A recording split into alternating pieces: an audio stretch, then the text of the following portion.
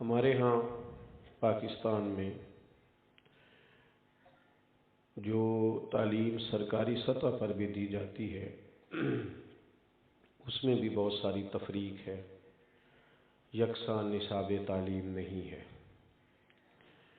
جس شخص کے پاس 4 پیسے زیادہ ہوتے ہیں وہ اپنے بچے کو کسی مہنگے ادارے میں لے جاتا ہے۔ آپ حیران ہوں گے کہ تعلیمی شرح خواندگی بڑھ رہی ہے، لیکن اس کے ساتھ ساتھ نفسیاتی مسائل بڑھ رہے ہیں۔ گھروں سے لے کر اداروں تک لوگوں کے مزاجوں میں شدت ہے۔ ذاتیات کے جھگڑوں نے تقسیم در تقسیم کا سلسلہ بنا دیا ہے۔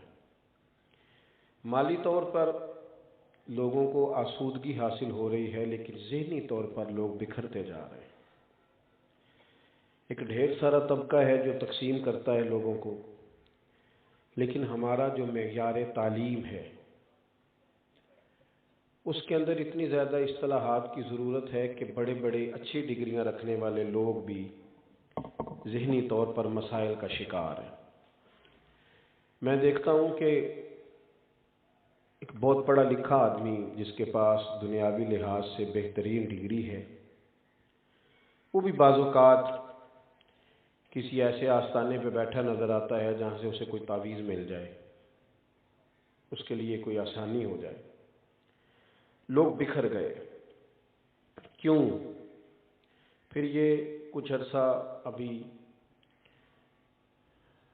ماضی قریب سے وہ کام شروع ہوا ہے کہ لوگوں نے موٹیویشنل اسپیکرز کے پاس جانا شروع کر دیا۔ وہ بھی کچھ نہیں ہے، زیادہ تر وقتی طور پر جس طرح آپ اچھا شعر سن کر اور کوئی اچھی بات سن کر اپنی طبیعت کو تسلی دیتے ہیں، اس طرح وہاں بھی کچھ دیر نوجوان بیٹھتے ہیں اور وقتی طور پر اپنے آپ کو تسلی دے کے لوٹ آتے ہیں۔ ایک خوبصورت نصاب چاہیے انسان کو، جس کا مقصود صرف تلفظ ہی ٹھیک کرانا نہ ہو، اس سے دل بھی ٹھیک ہو بندے کا۔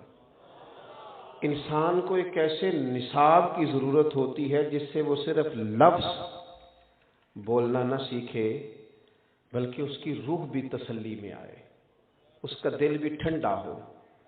ایسا نصاب ہو جس سے اسے صرف کاروبار زندگی چلانا نہ آئے، اسے روحانی طور پر مضبوط ہونا بھی آئے۔ وہ نصاب بڑا ضروری ہے، بڑا اہم ہے۔ اور وہ نصاب کیا ہے؟ وہ نصاب کتاب و سنت ہے، وہ قرآن و حدیث ہے۔ ہمیں اس طرح کیا گیا ہے کہ مذہبی لوگوں کو، مذہبی اداروں کو ماحول اس طرح کا بنا کے دیا گیا، مزاج اس طرح کا بنایا گیا کہ لوگ تیزی سے دینی اداروں سے دور ہوئے۔ پھر کوئی ایسا سٹیٹس نہیں دیا گیا بظاہر معاشرے میں۔ اللہ تعالیٰ نے علماء کو بڑی عزتوں سے نوازا۔ یہ دنیا کے وہ واحد لوگ ہیں جو ابھی کوئی ڈگری حاصل نہیں کرتے، پہلے دن گھر سے نکلتے ہیں، پہلے دن ابھی الف با تا سا پہلی تختی بھی نہیں پڑی، پہلے دن نکلتے ہیں تو رب کے فرشتے پیروں کے نیچے پر بچھا دیتے ہیں۔ لیکن اگر ان کو اعزاز دیا جائے تو یہ جو تعلیم ہے نا کتاب و سنت کی، یہ انسان سے بات کرتی ہے، یہ ہمارے ساتھ گفتگو کرتی ہے۔ کتاب و سنت کو اگر اس لیے پڑھا جائے نا کہ ہم نے اپنی تربیت کرنی ہے، ہم نے اس سے اپنے لیے چیزیں اخذ کرنی ہے، اگر اس لیے پڑھا جائے، بات جی اب نہ اٹھیے گا پیسے دینے کے لیے، اتنے بڑے نے، میں تو فجر سے پہلے اٹھ گیا تھا آج 5 بجے، بس کچھ باتیں کہنی نہیں چاہیے، کہنے سے وہ چیزیں محدود ہو جاتی ہیں۔ سنا تھا کہ آستانہ یار دور ہے، پر ہم نے بھی ٹھان لی تھی کہ جانا ضرور ہے، ضرور کر کے جانا ہے۔ کہنا نہیں چاہتا تھا، لیکن آپ مہربانی کریں، پیسوں کے لیے تھوڑے آئے ہیں، اللہ آپ کو جزائے خیر دے، کسی محبت کو نبھانے کے لیے آئے ہیں۔ اللہ تعالیٰ کچھ لوگوں کو ہمیشہ اپنی رحمت کے گہرے سایوں میں رکھے، اور اللہ تبارک و تعالیٰ اسے مسلک کی عقیدے کی خدمات ہمیشہ لیتا رہے۔ آپ حضرات میری بات پر توجہ فرمائیں۔ دوستو، اگر تھوڑا سا غور کیا جائے تو جو کتاب و سنت ہے، پہلی بات تو یہ ہے کہ ایسا نصاب ہے جو انمول ہے، جس کا کوئی جواب، انمول نصاب۔ دنیا میں جتنے لوگ بھی لوگوں کی تربیت کرتے ہیں، مصلح بنتے ہیں، کوئی خدمات سر انجام دیتے ہیں، وہ جب سوسائٹی دیکھ کر دانشور ہونے کا دعویٰ کر کے لوگوں کو سمجھاتے ہیں تو اکثر ناقص باتیں کرتے ہیں، کمزور باتیں کرتے ہیں۔ دنیا میں مضبوط ترین بات اور پکی بات اگر کرتے ہیں تو اللہ کے رسول کرتے ہیں۔ کیوں؟ اس لیے کہ ان کی جو تعلیمات ہوتی ہیں وہ وحی کے ساتھ ہوتی ہیں۔ تو ایک مضبوط بات جس کی ضرورت ہوتی ہے، قرآن مجید ایسی مضبوط چیز ہے کہ جس کا دنیا میں کوئی جواب نہیں۔ اور یہ چیلنج قرآن مجید نے قیامت تک کے لیے دیا لوگوں کو۔ ہم چونکہ تقریریں روز سنتے ہیں نا، اور جمعے والے دن مفت سنتے ہیں، کون سا موٹیویشنل اسپیکر ہے جو کہے گا کہ قریب سیٹ لینی ہے تو 10,000 کی، اور تھوڑا پیچھے ہے تو 8 کی، اس سے پیچھے ہے تو 5 کی۔ مولانا تو بیچارے صرف اتنا کہتے ہیں کہ تم کچھ نہ لے کے آنا، ذرا جلدی آ جانا بس، لیکن لوگ توجہ نہیں کرتے۔ اگر آپ غور کریں تو قرآن مجید کا جو چیلنج ہے اس کو اگر سمجھیں، قرآن مجید نے کہا، جب کفار مکہ نے کہا کہ آپ تو اپنے پاس سے آیات بنا بنا کے لاتے ہیں معاذ اللہ، تو اللہ تعالیٰ نے کہا چونکہ اہل عرب جو تھے انہیں اپنی زبان دانی پر بڑا ناز تھا، وہ تو دوسروں کو اجمی کہتے تھے، گونگا سمجھتے تھے ساری دنیا کو، شعر و سخن کے ساتھ جو ان کا ذوق تھا، ان سے کہا گیا کہ اگر تم سمجھتے ہو کہ قرآن مجید کسی انسان کا بنایا ہوا ہے تو چلو تم بھی کوئی ایک آیت بناؤ اس طرح کی۔ وَإِن كُنتُمْ فِي رَيْبٍ مِّمَّا نَزَّلْنَا عَلَىٰ عَبْدِنَا فَأْتُوا بِسُورَةٍ مِّن مِّثْلِهِ، اگر تمہیں اس میں کوئی شک ہے جو ہم نے اپنے بندہ خاص پہ نازل کیا ہے تو اس جیسی ایک صورت بنا کے لاؤ نا، اور ایک دو بندہ نہیں۔ وَادْعُوا شُهَدَاءَكُم مِّن دُونِ اللَّهِ إِن كُنتُمْ صَادِقِينَ، جتنے تمہارے حمایتی ہیں سب کو اکٹھا کر لو اگر تم سچے ہو تو، اللہ اور اللہ والوں کو چھوڑ کر سب اکٹھے ہو جاؤ اگر تم سچے ہو۔ پھر خود ہی کہہ دیا فَإِن لَّمْ تَفْعَلُوا، اگر تم ایسا نہ کر سکے، وَلَن تَفْعَلُوا، اور تم کر سکتے بھی نہیں، فَاتَّقُوا النَّارَ الَّتِي وَقُودُهَا النَّاسُ وَالْحِجَارَةُ، پھر اس آگ سے ڈرو جس کا ایندھن آدمی اور پتھر ہے۔ عزیز دوستو، قرآن مجید کا مقابلہ کوئی کر سکا؟ اگر کفار مکہ کے پاس قرآن مجید کے چیلنج کا جواب ہوتا تو وہ اس طرح کی کوئی آیت لے کے آتے، کوئی صورت لے کے آتے؟ بدر میں تلواریں لے کے تو نہ آتے، تلواریں اٹھائیں تب تھی جب ان کے پاس دلیل کا جواب نہیں تھا۔ قرآن مجید فرقان حمید اللہ تعالیٰ کی وہ لاریب کتاب ہے کہ قرآن مجید کے ساتھ جب انسان کا تعلق ہو جاتا ہے، جب قرآن مجید کے ساتھ انسان کی وابستگی ہو جاتی ہے، جب اس کے ساتھ انسان پوری طرح جڑ جاتا ہے، تو پھر ایک خاص محبت انسان کو جو اس سے ہوتی ہے تو پھر تربیت ہونے لگتی ہے انسان کی۔ انسان کے دل پر لگے ہوئے جتنے میل کچیل ہوتے ہیں قرآن مجید کی برکت سے وہ سارے دھلنے شروع ہو جاتے ہیں۔ انسان اپنے آپ کو اللہ تعالیٰ کے قریب محسوس کرتا ہے۔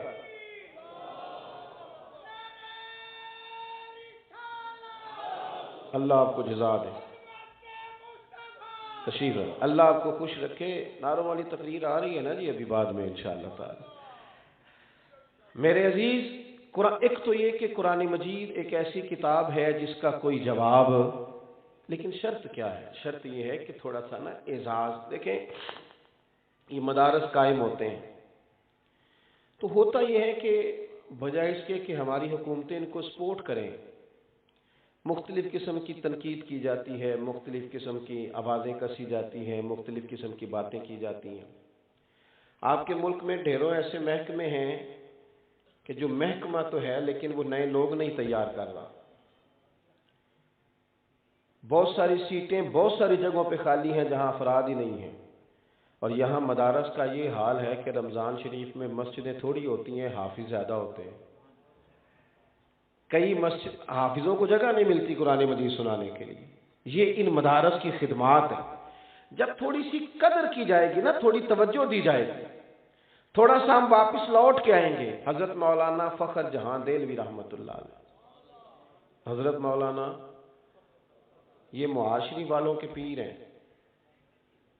آپ حیران ہو گئے نا حضرت مولانا کو پیر سمجھ کے، چونکہ ہمارے ہاں تو پیر صاحبان وہ ہوتے ہیں نا جن کو دعا بھی نہ مانگنی آئے۔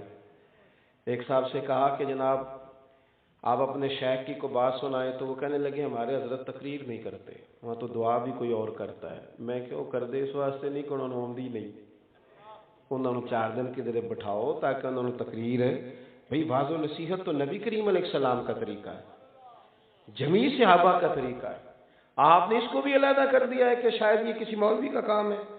اتنی بڑی بات کو بھی آپ نے ایک اور رنگ دے دیا ہے۔ حضرت مولانا فخر جہاں دہلوی رحمۃ اللہ علیہ، بڑا نام تھا، بادشاہ کا بیٹا عقیدت مند ہو گیا دلی میں، تو اس نے کہا حضرت سے کہ اپنے والی سے کہا کہ میں نے شیخ کی دعوت کرنی ہے۔ بادشاہ نے پیغام دیا تو حضرت فرمانے لگے آ تو جاؤں گا پر میری شرط ہے۔ فقیر آدمی تھے، سادے بندے تھے، بالکل سادے کپڑے۔ کہنے لگے آ تو جاؤں گا تمہارے گھر کھانا کھانے، پر میری شرط یہ ہے کہ 3 تمہارے بیٹے ہیں، چوتھے تم کو دو، پالکی لے کے آؤ۔ اس میں دلہنیں نہیں جایا کرتی تھی، 4 لوگ اٹھایا کرتے تھے۔ کہا وہ لے کے آؤ، مجھے میرے گھر سے اٹھا کے بادشاہ اور 3 بیٹے اپنے کندھوں پہ رکھ کے پھر اپنے گھر لے کے جاؤ گے تو پھر آؤں گا۔ دیکھو کتنی تگڑی شرط ہے۔ بادشاہ تک پیغام پہنچا تو وہ بھی حیران ہو گیا کہ اس مزاج کا آدمی تو نہیں، لیکن اتنی سخت شرط رکھ دی کہ جناب کوئی آفیسر نہیں، وزیر نہیں، بڑے لوگ نہیں، بادشاہ خود 3 اس کے بیٹے وہ آئیں اور کندھوں پہ اٹھا کے لے جائیں۔ اس طرح کا مزاج تو نہیں ہے، درویش آدمی ہے، لیکن فرمایا لاؤ سب کو پھر جاؤں گا۔ وہ بلاخر بادشاہ شرط مان گیا، لیکن دل میں بات رہ گئی۔ آئے وہ دلی کے ایک کونے میں حضرت کا گھر تھا، ایک کونے میں بادشاہ کا محل تھا، چاروں نے کندھوں پہ اٹھایا اور لے گئے، جا کے کھانا کھلایا، پھر کندھوں پہ بٹھایا، واپس چھوڑ کے گئے۔ 1-2 مہینے کے بعد خود ہی چھڑی پکڑی حضرت شیخ نے اور بادشاہ کے گھر چلے گئے۔ السلام علیکم، کیسی طبیعت ہے؟ تو بادشاہ کہنے لگا مولانا عجیب آدمی ہونا، جب کہا تھا آؤ تو تب کہا تھا 4 بندے آئیں اور وہ بھی آپ لوگ خود ہوں اور پھر اٹھا کے لے جائیں، تو آج بغیر بتائی آ گئے ہو۔ تو حضرت فرمانے لگے اللہ کی قسم مجھے کوئی شوق نہیں تیرے کندھوں پہ چڑھنے کا، مجھے کوئی شوق نہیں تجھ سے اعزاز مانگنے کا، ایک ذرہ بھی میرے اندر نہیں ہے کہ مجھے اعزاز دیا جائے۔ دیکھو نا میں اکیلا آ گیا ہوں، مجھے کوئی اس سے غرض نہیں، بے نیاز لوگ ہیں، اسی کسی دے کچھ بھی نہیں لگتے، نہ کوئی ساڈا دردی تے اٹھ بلیا چل اتھے وسیے جتھے وس دے سارے انے، نہ کوئی ساڈی ذات پچھانے نہ کوئی سانو منے، وہ ضرورت نہیں ان چیزوں کی۔ تو کہا پھر حضرت وجہ کیا تھی؟ فرمانے لگے جس دن تو مجھے کندھوں پہ اٹھا کے لایا ہے نا، وہ دن اور آج کا دن میرے مدرسے کے دروازے پہ طالب علموں کا تاندا بندھا ہوا ہے، داخلے کو جگہ نہیں مل رہی۔ لوگ کہہ رہے ہیں اگر علم کا یہ اعزاز ہے تو ہم سب نے اپنے بچے مدارس میں داخل کرا لے۔ مجھے شوق نہیں تھا، لیکن تو دیکھ کس طرح لوگوں کی رغبت ہوئی ہے جب ہم تھوڑا سا نا سپورٹ کریں گے نا علم کو، جب تھوڑا سا سپورٹ کریں گے۔ ہم نے مسجد کو سپورٹ کیا ہے، مدارس کو بھی سپورٹ کیا ہے، لیکن مسجد اور مدرسے چلانے والے عالم کو سپورٹ نہیں کیا۔ مسجد میں چندہ دے دیا، مدرسے میں چندہ دے دیا، اینٹوں کی ضرورت ہوئی دے دی، لیکن جو درجہ جو اہمیت اس شخص کو دینی چاہیے تھی جو وہاں موجود ہے، جس اعزاز کا وہ مستحق تھا، اگر وہ اعزاز ملتا تو پھر فروغ علم کے اندر زیادہ قوت آتی۔ ایک تو یہ کہ قرآن مجید انمول ہے، ہمیں اس کو سمجھ لینا چاہیے، اور دوسرا یہ کہ جو اس کو پڑھانے والے ہیں، پڑھنے والے ہیں، ان کا جب اعزاز، آج آپ دیکھ لیں کسی سے کہا جائے نا جناب وہ مولانا درس نظامی پڑھے ہوئے ہیں، تو کہتے ہیں نہیں وہ تو ٹھیک ہے، پڑھے کتنا ہے؟ کہتے ہیں وہ فاضل ہے درس نظامی، کہتے ہیں نہیں وہ تو ٹھیک ہے، تعلیم کتنی ہے؟ میں نے کہا یہ کہہ رہا ہے کہ بتاؤ بی اے کیا ہے کہ نہیں، چاہے بیچارے نے 3 اسمبلیوں میں کیا ہو، چاہے اوپن یونیورسٹی میں نا کسی سے لکھوا کے کیا ہو، لیکن وہ دنیاوی ڈگری ہو تو لوگ سمجھتے ہیں پڑھا لکھا آدمی، 2-4 لفظ ساتھ اور لگ جائے نا، ڈاکٹر صاحب ہیں، پروفیسر صاحب ہیں، تو لوگ سمجھتے ہیں شاید یہ کوئی آگے کی بات ہے۔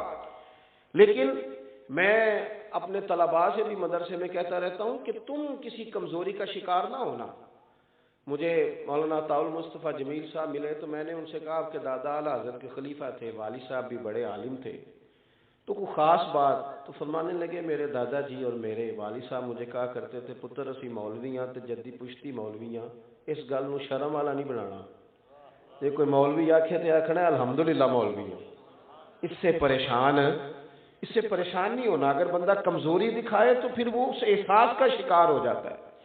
تیسری بات آپ کی خدمت میں یہ عرض کرنی ہے کہ کتاب و سنت سے اگر ہم اپنی روزمرہ زندگی میں اسباق لیں گے. دیکھیں یورپ میں ایک نیا کورس شروع کرایا گیا ہے.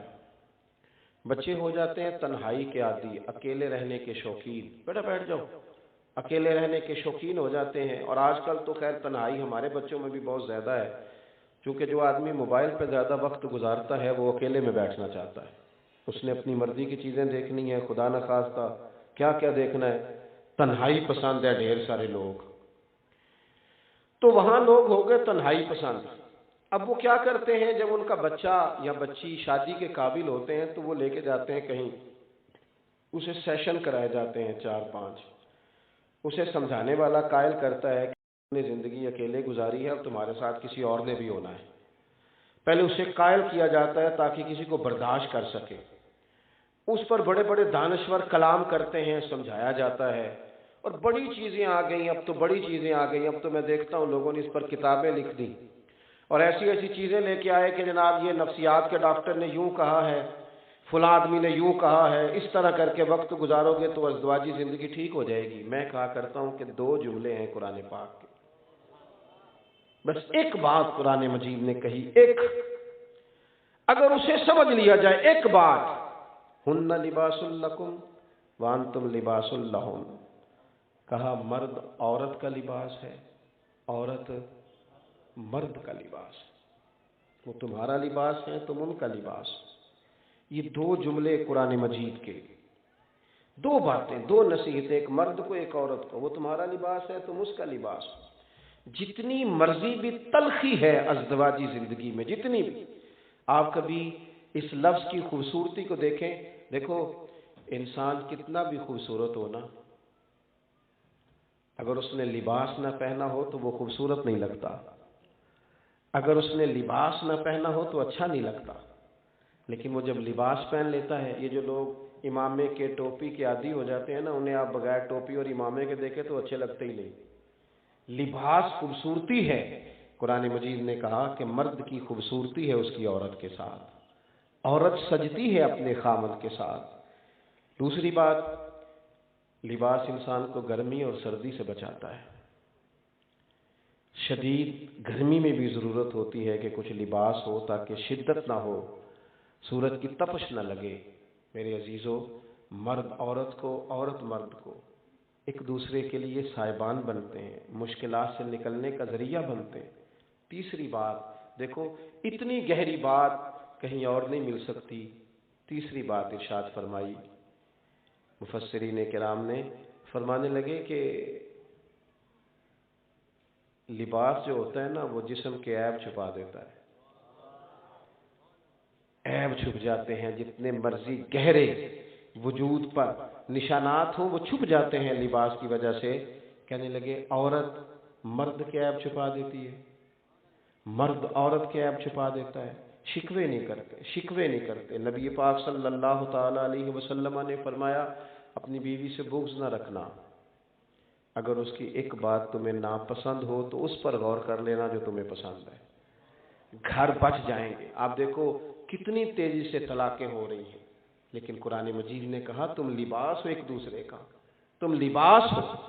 جس طرح کا ہمارا ذہن قرآن مجید نے بنایا ہے اس طرح کا کوئی دوسرا شخص بنا سکتا, اور پھر اس کی خوبصورتی اس طرح بھی چھلکی کہ قرآن پاک کا عملی نمونہ جب حضور کی سنت کی صورت میں ہمارے سامنے آیا, اللہ کے پیارے حبیب علیہ السلام نے ایک دن فرمایا, میں دیکھتا ہوں بعض لوگ جو ہے نا وہ اگر باہر جج ہوتے ہیں تو ان کا دل کرتا ہے گھر بھی میں جاؤں تو کوئی بندہ مجھ سے فیصلہ ہی کرا لے, اور جو باہر ٹیچر ہوتے ہیں تو ان کا دل کرتا ہے گھر جاؤں تو سب سے کہوں نکالو کتابیں.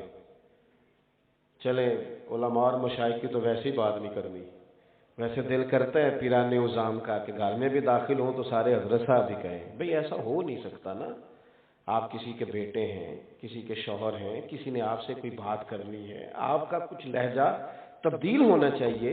حضرت سیدہ عائشہ صدیقہ رضی اللہ تعالی عنہ فرماتی ہیں میں قربان جاؤں ایک دن محبوب مجھ سے فرمانے لگے عائشہ جب تم مجھ سے راضی ہوتی ہو تب بھی مجھے پتہ چل جاتا ہے، اور جب تمہارے دل میں کوئی بات ہوتی ہے پھر بھی مجھے پتہ چل جاتا ہے۔ پھر میں نے جلدی سے عرض کی یا رسول اللہ میرے ماں باپ قربان، میں اور آپ کے بارے میں؟ تو محبوب فرمانے لگے کبھی کبھی قسم اٹھاتی ہو؟ میں نے کہا یا رسول اللہ صلی اللہ تعالی علیہ وسلم اٹھاتی ہوں۔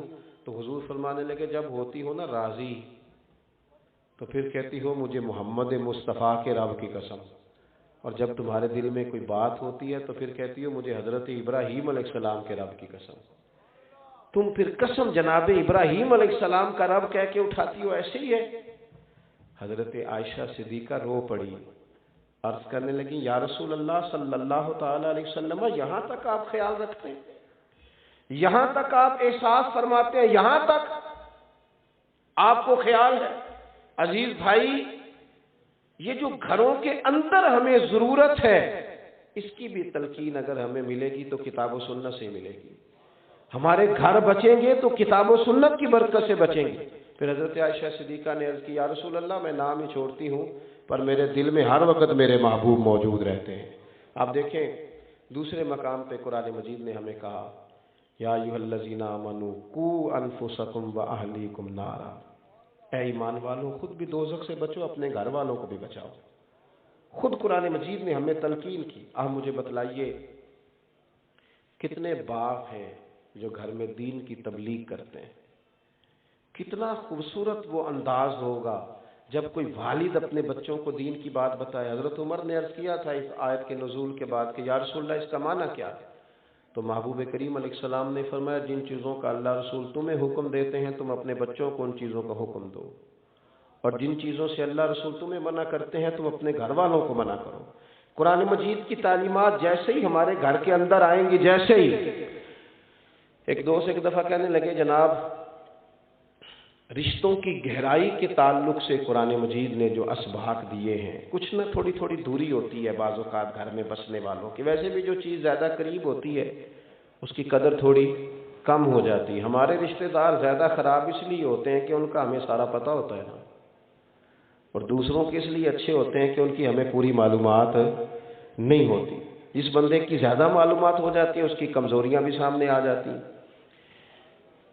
رشتوں کی گہرائی، بالخصوص باپ اور بیٹے کے رشتے کی گہرائی، ماں اور اولاد کے رشتے کی گہرائی، یہ اگر قرآن مجید کے دو مقامات دیکھ لیے جائیں نا، دو مقامات، آپ کی توجہ ہے میری بات پر؟ دو مقامات دیکھ لیں۔ چلیں قصیدے زیادہ اماں کے لیے لکھے گئے اور بات بھی درست ہے، اماں بڑا پیار کرتی ہے، لیکن میں بڑی ذمہ داری سے کہتا ہوں باپ بھی اپنے بچوں سے بڑا ہی پیار کرتا ہے۔ والد نہ کہہ نہیں سکتا نا میں صدقے جاؤں، اس کا جملہ نہیں ہے، وہ کہہ نہیں سکتا، ورنہ تو بیٹا تھوڑا بڑا ہو جائے نا، وہ اس کا قد برابر ہو جائے تو والد سمجھتا ہے کہ یہ تو میرا اعزاز بن گیا ہے، یہ تو میرے برابر آ گیا ہے، اب تو میرے لیے بڑی ساری پریشانیاں ختم ہو گئی۔ والد جس طرح راضی ہوتا ہے، جس طرح سے وہ پیار کرتا ہے، جس طرح سے اس کی طبیعت اپنی اولاد کے ساتھ لگتی ہے۔ دو مقام قرآن مجید کے دیکھے جائیں، دو مقامات، کسی گہرے شعر کی ضرورت نہیں، کسی لمبی چوڑی بات کی ضرورت نہیں، آپ کو کوئی دور جا کر کوئی ایسی بات میٹھی لانے کی ضرورت نہیں، صرف ان دو باتوں کو ذہن میں لائیں۔ قرآن مجید نے ایک محبت بیان کی حضرت یوسف اور جناب یعقوب علیہ السلام کی، ذرا غور کرو نا اس محبت کو، یعنی باپ کی آنکھیں اس لیے شدید تکلیف میں آ گئیں کہ وہ بیٹے کے لیے آنسو بہاتی۔ یہ اس محبت کی گہرائی قرآن پاک نے۔ دوسرا مقام حضرت ابراہیم کی جناب اسماعیل سے محبت، جناب اسماعیل کا اپنے والد سے پیار۔ کیوں ادھر ادھر سے شعراء سے ہم سنیں؟ آپ دیکھو نا اتنی بھی کہیں گہرائی ہوتی ہے کہ باپ خنجر لے کے بیٹے کی گردن پہ رکھ دے اور اسے کہے کہ میں نے خواب دیکھا ہے، میں تجھے ذبح کر رہا ہوں، بتا تیرا کیا خیال ہے؟ اور پھر وہاں جواب میں اتنا حسن ہے۔ یہ چیزیں یہ تلاوتیں جب ہمارے گھروں میں آئیں گی تو کس طرح کا حسن پیدا ہوگا باپ بیٹے کے رشتے میں، کس طرح کی خوبصورتی آئے گی۔ کیا خیال ہے بیٹا تیرا؟ تو بیٹے نے کیا کہا؟ یا وطف الما تو عمر، یہ نہیں کہا آپ ذبح کر دیں، کہا ابا جی جو رب حکم دیتا ہے وہ سارا آپ میرے ساتھ کر دیں، مجھے آپ صبر کرنے والوں میں سے پائیں گے، جو حکم ہوتا ہے وہ کر دیں۔ ہمارے گھروں میں قرآن مجید آئے، ہماری سوسائٹی میں قرآن مجید آئے، ہماری قرآن پاک کے ساتھ دلچسپی ہو۔ ہوا یہ کہ ہمیں ظاہر ہے کہ ساری کمزوری عوام کے اندر سے نہیں پھوٹتی، کچھ کمزوریاں یہاں سے بھی پھوٹتی ہیں۔ میری طرح کے لوگوں کے جب قبضے ہوتے ہیں تو پھر بھی ماحول اور ہوتا ہے۔ ہمارے ہاں محفل نعت ہوتی ہے، کمال یہ ہے کہ جتنے نقیب جتنے نعت خاں اسٹیج پہ آتے ہیں وہ سارے کہتے ہیں سارا قرآن ہی حضور کی تعریف ہے، سارا قرآن ہی، بالکل ٹھیک کہتے ہیں، لیکن کہتے ہی رہتے ہیں سارا قرآن حضور کی تعریف ہے، کوئی آیتیں پڑھ کے سناتے نہیں۔ بھئی آپ جب کہہ رہے ہیں سارا قرآن ہی حضور کی تعریف ہے تو پڑھو نہ کہیں سے، پڑھ کیوں نہیں رہے؟ شوق کا پیدا کیا لوگوں کے دلوں میں نعتوں کا۔ اب بعض جگہوں پہ تکلیف ہے کہ اس ماحول میں بعض قباحتیں آ گئی ہیں، لیکن شروع کس نے کیا؟ اس کو دوام کس نے دیا؟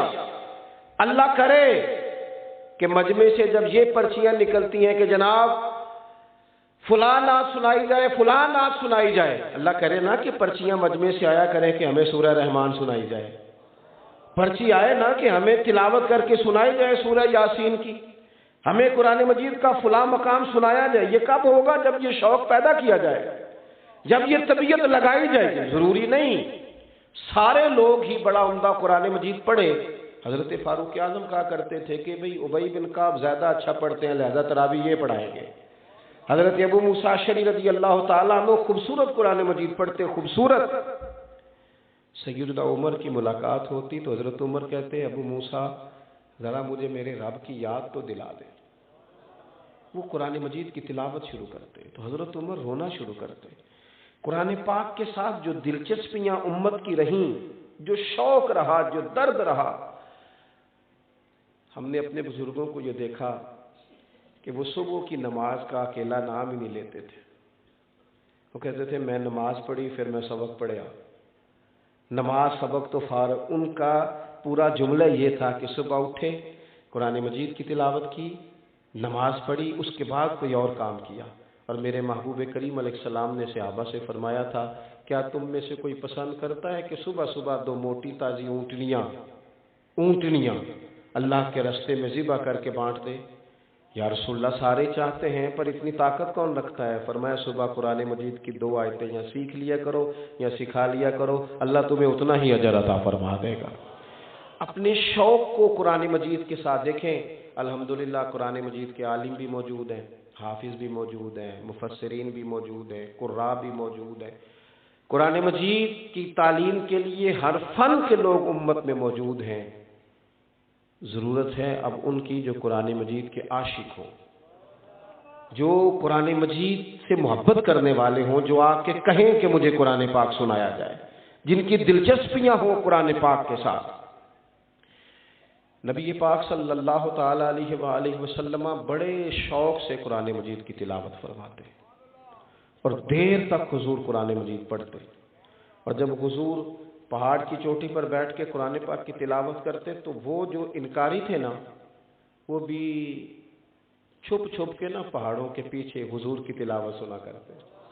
ابو جہل بھی سنتا تھا، اخنس بن شریک بھی سنتا تھا، یہ سب لوگ چھپ کے پیچھے پیچھے چھپ کے جب ایک دوسرے سے ملاقات ہوتی تب تو انکار کرتے، لیکن 3 دن 4 دن مختلف جگہوں پہ چھپ کے رسول پاک کے قرآن مجید پڑھنے کو سنا کرتے۔ اپنا تھوڑا سا شوق پیدا کریں۔ جب قرآن مجید کے ساتھ دلچسپی ہو جائے گی، جب قرآن پاک کے ساتھ پیار ہو جائے گا، جب اس کے ساتھ حضرت عبداللہ ابن عباس فرمایا کرتے تھے اب تو یہ حال ہو گیا ہے کہ اونٹ کی نکیل بھی گم ہو جائے تو میں قرآن مجید سے پوچھتا ہوں، وہ مجھے بتاتا ہے کہاں پڑی ہوئی۔ اپنے آپ کو دوبارہ سے موڑیں، قرآن پاک کے ساتھ اپنی دلچسپی پیدا کریں، اپنا شعور اس طرح کا بنائیں کہ ہم قرآن مجید سے جڑے ہوئے لوگ ہیں۔ میرے بھائیوں، وقت اتنی تیزی سے ہمارے ہاتھوں سے نکل رہا ہے، اتنی تیزی سے، قبل اس کے کہ پھر اینک لگا کے بھی پڑھا جائے تو پڑھا نہ جا سکے، پھر یہ کہ تھوڑا سا پڑھنے کے بعد آنکھیں تھکنے لگے، قبل اس کے کہ پھر ہم کوشش بھی کریں تو ہماری زبان نہ چلے۔ ہمیں تھوڑا سا شوق بنانا چاہیے قرآن پاک کا، ہمارے گھروں میں رواج ہو۔ اور آپ یقین کریں میرا بچہ چھوٹا نا 3-4 سال کا ہے، تو میں مصلی بچھاتا ہوں نا، ایک ہے تقریر کرنا نماز کی، تقریریں باہر چلتی ہیں، گھروں میں تو عمل چلتا ہے، گھر میں تقریر نہیں چلتی، گھر میں ان کو پتہ، گھر میں بندہ اصل کیفیت میں ہوتا ہے، وہاں پتہ ہوتا ہے سب کو کہ یہ نمازی ہے کہ بے نمازی ہے، وہاں پتہ ہوتا ہے سچ بولتا ہے جھوٹ بولتا ہے، گھر کے اندر کیا کیفیت ہے۔ ہمارے بچے کیوں کر نیک ہوں گے؟ ہماری تقریروں سے ہوں گے۔ وہ اگر ہمیں سچ بولتا دیکھیں گے تو سچ بولیں گے، اگر ہمیں دیکھو، کبھی کسی باپ نے مجبوری سے کہا تھا اپنے پتر کو کہ بیٹا باہر کہہ دو کہ میں گھر میں نہیں، ہو سکتا ہے کوئی بڑی مجبوری ہو، لیکن اگر ایک دفعہ آپ نے جھوٹ بولنے کا اسے کہہ دیا نا، ایک دفعہ، تو پھر ساری زندگی روئیں گے کہ بیٹا میرے ساتھ تو سچ بولا کر، اور تیری مہربانی مجھے سچ بتایا کر، لیکن پھر وہ قابو نہیں آئے۔ میں مصلی بچھاتا ہوں تو بچے کو پتہ نہیں ابھی نماز کیا ہوتی ہے، تو وہ ساتھ آ کے کھڑا ہو جاتا ہے، سجدہ کرنے کی بجائے لیٹ جاتا ہے، اس کی دلچسپی ہوتی ہے، اس کی اماں قرآن مجید کھولتی ہے تو وہ سپارہ لے کے اس کے پاس بیٹھ جاتا ہے۔ ہمیں نا حضور نے فرمایا تھا اپنے گھروں کو قبرستان نہ بنانا، کچھ نماز کچھ نوافل گھر میں بھی ادا کرنا۔ ہم اگر یہ شور تو بڑا ہے کہ بچے موبائل دیکھتے ہیں، بچے موبائل دیکھتے ہیں، مجھے کہہ لینے دو بڑے بھی بڑا ہی دیکھتے ہیں، بڑا ہی دیکھتے ہیں۔ اگر بیٹے کی گردن جھکی ہوئی ہے موبائل پہ تو والد صاحب کی بھی جھکی ہوئی ہے، وہ بھی کہہ رہے ہیں ذرا مجھے کھول کے دینا فلاں نے کیا بھیجا تھا۔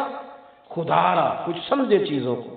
اگر آج ہم اپنے گھر کے اندر قرآن مجید خود تلاوت کریں گے تو پھر بچوں میں شوق آئے گا، پھر ان کی توجہ آئے گی۔ باتیں زیادہ نہیں کرنی، بس سمیٹنے کی طرف آتا ہوں۔ اب یہ ہے کہ ہم نے قرآن مجید سے پیار کرنا ہے، قرآن مجید کی طرف دلچسپی رکھنی ہے، قرآن مجید ہی ہماری رہنمائی کرے گا۔ اب قرآن مجید کے فروغ میں بھی اپنا کردار ادا کرنا ہے۔ مدارس اسلامیہ میں چونکہ سارا کام چندوں سے چلتا ہے تو حالت بڑی خستہ ہو جاتی ہے بعض اوقات۔ جو رمضان سے پہلے دن آتے ہیں نا مدرسوں پہ، یہ اس طرح کے آتے ہیں کہ جس طرح تنخواہ کے آخری دن نہیں چل رہے ہوتے، کافی سارا قرضہ بھی چڑھ جاتا ہے، حالات اور طرح کے ہوتے ہیں۔ ہم نے کیا ہے؟ ہم نے نا گلا گھونٹنا چاہا ہے مدارس کے طالب علموں کا۔ میں نے اپنے مدرسے میں زور دیا ہے اس بات پہ کہ ان کو 15 دن کے بعد نا برگر بھی کھلاؤ، فاسٹ فوڈ بھی کھلاؤ، کبھی کبھی نا ان کو طالب علموں کو، کیوں بھلا اب سارے لوگوں کے بچے کھاتے ہیں نا، تو ان کا گلا گھونٹنے کا کیا مقصد ہے جی؟ آپ نہیں کھائیں۔ میں ایک دن نکل رہا تھا کسی پروگرام کے لیے تو ایک صاحب آ گئے، کہنے لگے ہمارا فلاں جگہ پہ میرج حال ہے، تو ہم نے جناب بارات کا کھانا پکایا تھا، تو وہ کافی سارا کھانا بچ گیا ہے، تو ملازموں کو بھی کھلایا ہے تو پھر بھی بچ گیا ہے، تو وہاں پڑی ابھی 2 دیگیں، تو کسی کو بھیجیں جا کے لے آئے۔ اوہو، مجھے تو اتنا غصہ نہیں چڑھتا، کم ہی آتا ہے، لیکن وہ بڑا ہی چڑھ گیا۔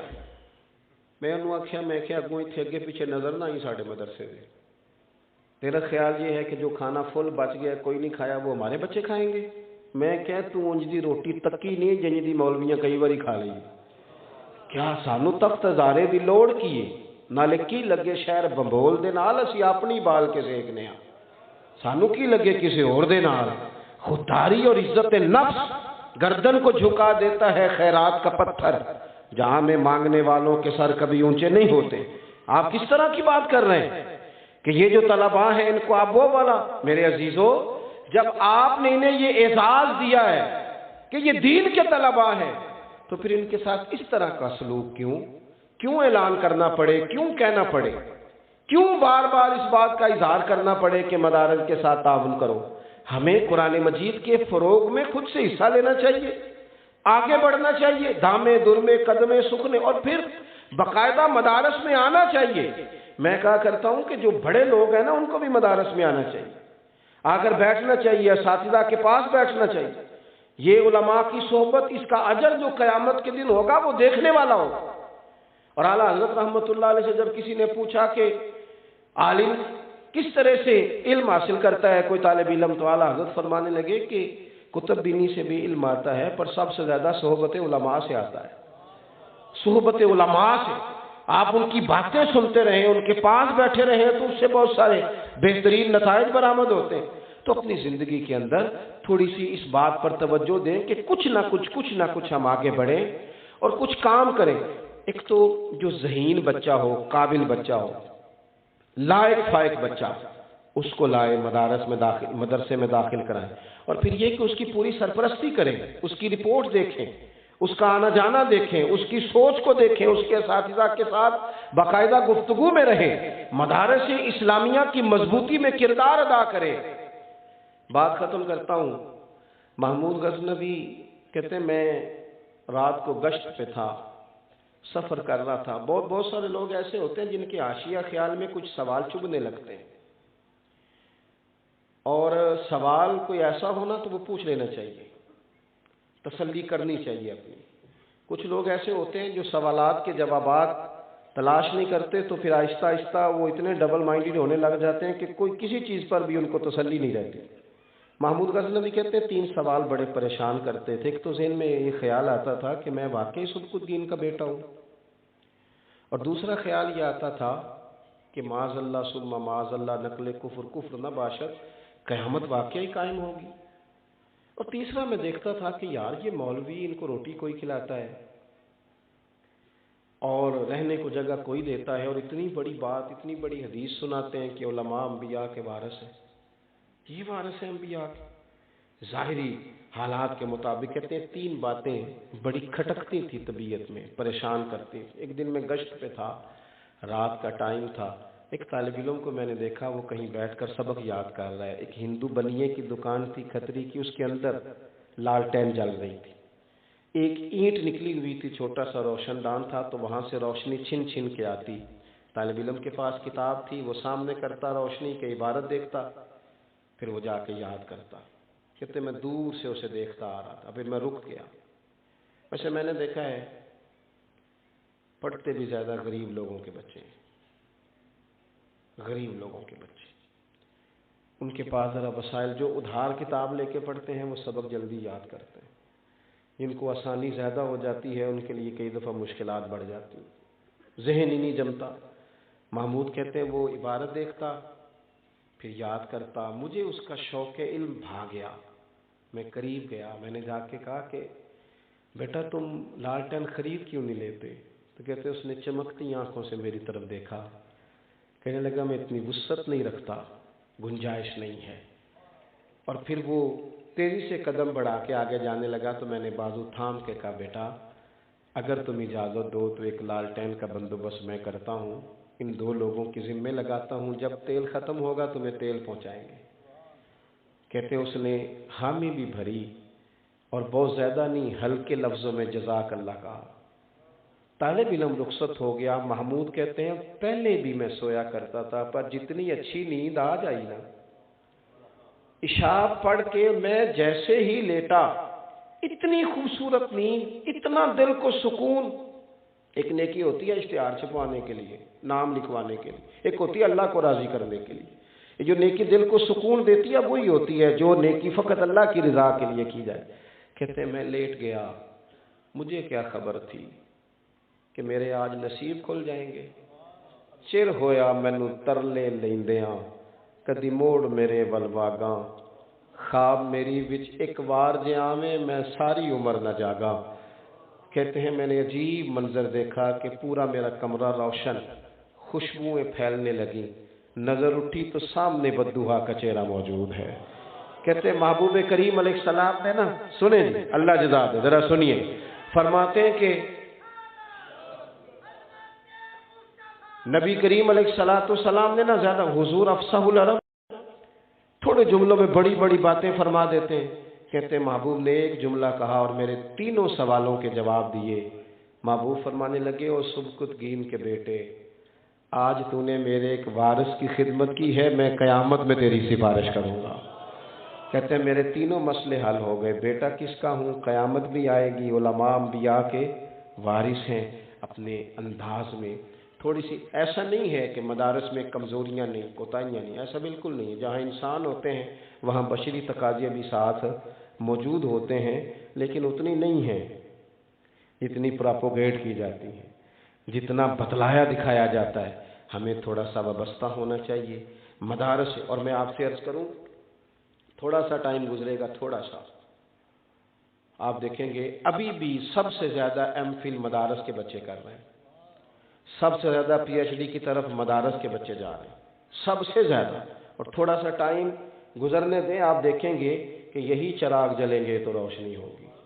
یہاں سے نکلنے والے پھول پوری دنیا میں خوشبو پھیلائیں گے. اس لیے بھی زیادہ آج خوشی کا باعث ہے کہ یہ مرکز ہے جہاں ہم بیٹھے ہیں، جہاں دین پڑھا اور پڑھایا جاتا ہے.